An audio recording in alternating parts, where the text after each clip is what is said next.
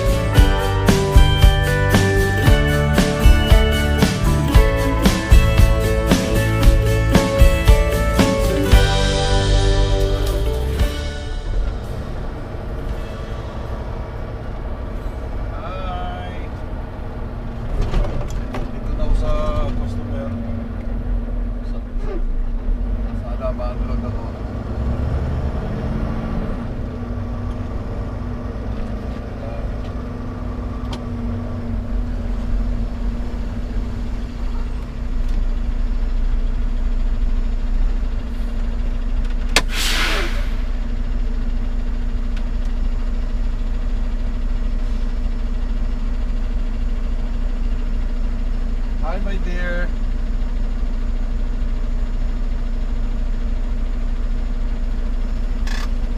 I'll call you back kasi nandito lang sa customer center.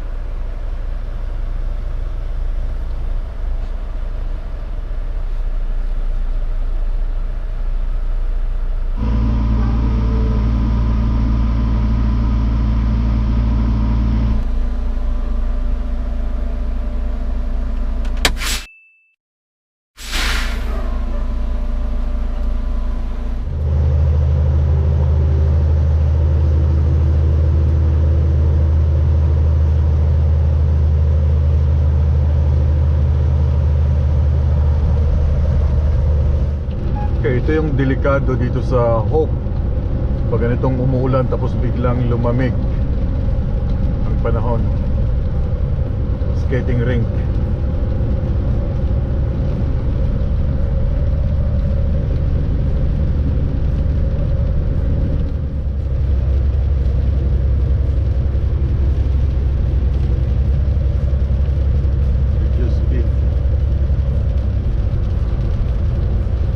Now, slippery section.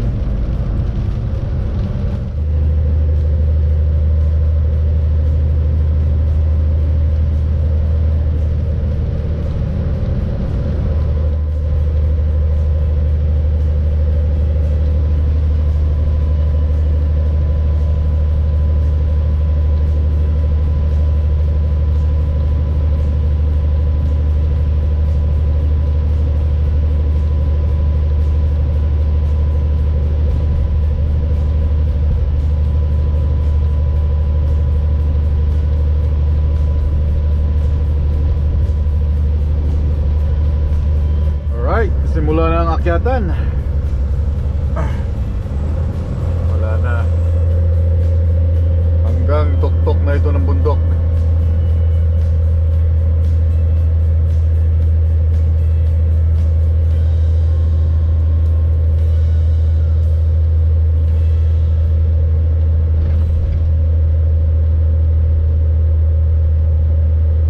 Yung ulan ay may kasamang with snow.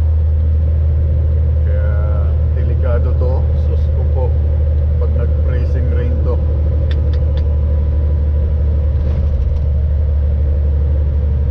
Wala na, ito na. Ito yung part na makunat na siya.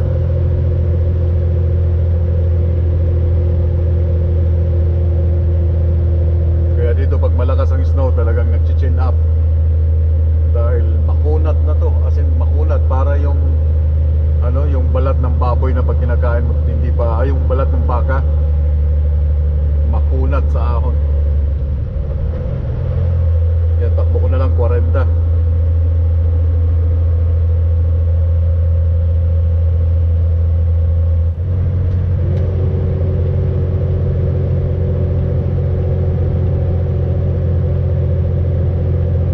Yung isa hindi na niya kinaya, oh.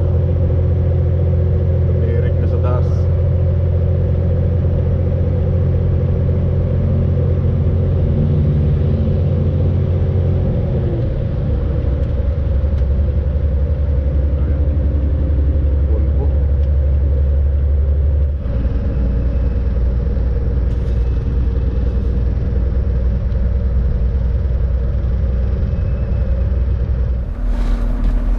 Sa truck driving, yung challenges dito yung paggabi na, pag naghahanap na ng parking.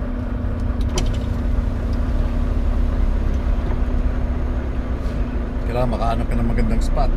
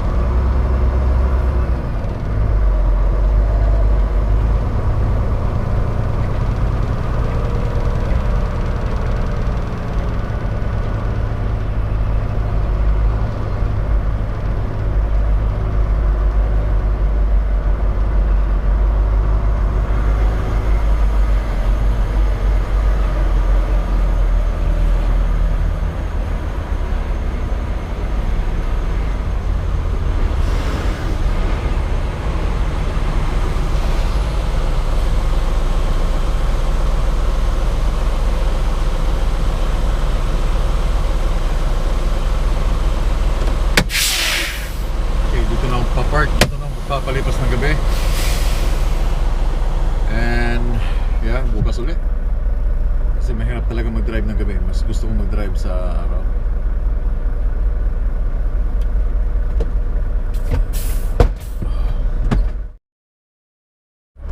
Nandito ako sa Sycamores ngayon. Gusto ko lang pakita to sa inyo yung area. Ano ba itong hangin? Share natin yung area. Ano ba meron dito sa Sycamores? Titingnan ko yung plug, yung hangin kasi niya. Maganda yung ano, yung forecast niya ay yung hangin 8 km/h, so hindi masama. Pag tumaas siya ng 656 feet ay yung gas niya ay 20 km/h, so hindi pa rin masama. Yung hangin niya ay papuntang north and nakalagay dito not good to fly, pero lilipad pa rin tayo. So nandito ako sa Sycamores. Yan, dito ako sa Sycamores. Ganito pala. Yan. So try natin, tingnan nyo lang yung area kasi ito yung town, maliit na town, then bago mag Revelstock. And shoutout nga pala yung mga Pilipino sa Revelstock, may nag-comment dyan, kalimutan ko lang yung pangalan niya. So papalipad muna ako.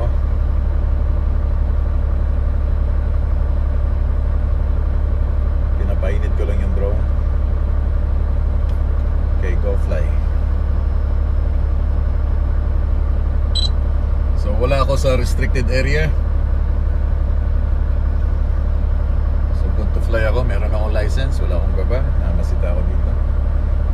Down the years it's been a ride, and now I'm sorry I want more, let's not in tonight.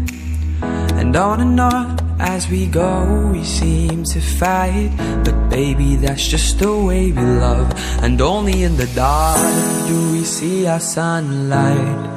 Home is where we were, home is where we want to be. And yes, we don't have time to say goodbye, and this ain't the last time. Now this time before we go, raise your hands, raise a toast. Time is something special, just like love before it starts to snow. It's crazy how the years have gone, memories of the drug we're on. But darling, just remember that there's never a goodbye. There's forget, there's never a goodbye. So there's never a goodbye. There's forget, there's never a goodbye.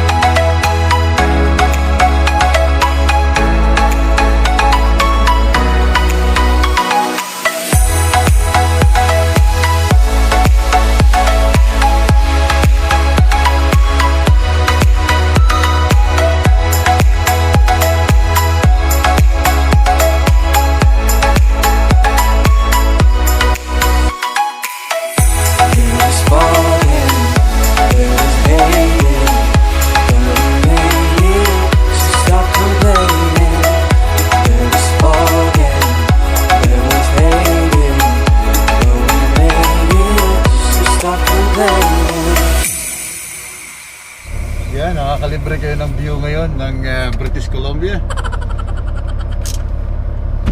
Break lang ako saglit. Yung break ko ay almost 45 minutes na.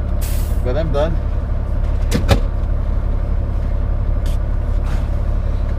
Nakakalibre kayo ng gala sa British Columbia, no? So tapos na yung aking break. Choo! Dito ako ngayon sa Sycamores.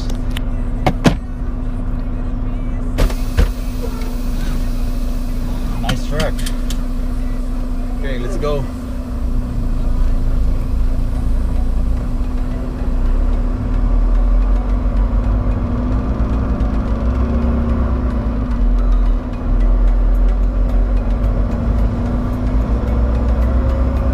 Nakakarating kayo ng Sycamores, no? Thank you, Pinoy Tracker. nakalibre kami ng gala sa British Columbia.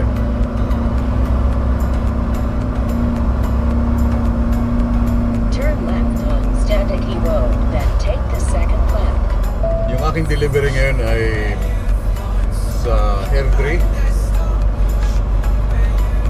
Alberta, and mag-stop over ako sa Calgary.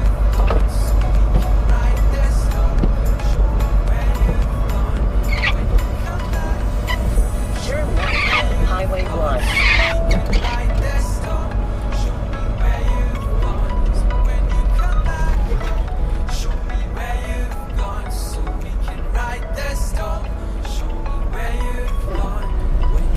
Let's go, baby.